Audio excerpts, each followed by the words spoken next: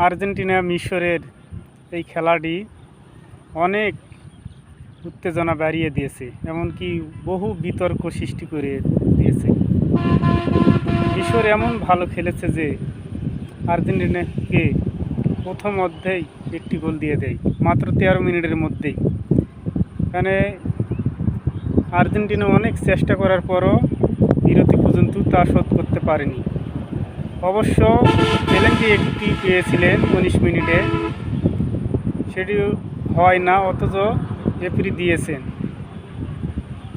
কিন্তু ভাগ্যে তাদের ছিল না।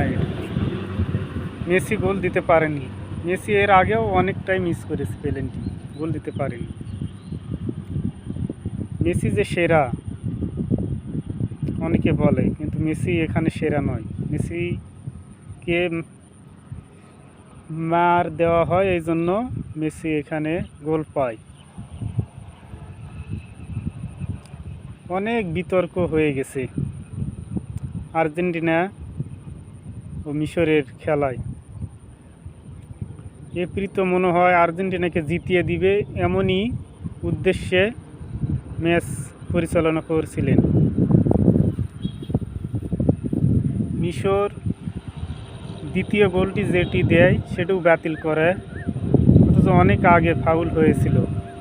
সেই ফাউলটি টেনে নিয়ে এসে সেটা বাতিল করে গোলটি, অথচ ভাগ্যের এমন পরিস্থিতি পরে আবার ওই একই ব্যক্তি গোল দেন, জিকো আবারও গোল দেন, দিয়ে প্রমাণ করে দেন আগের গোলটিও সঠিক ছিল।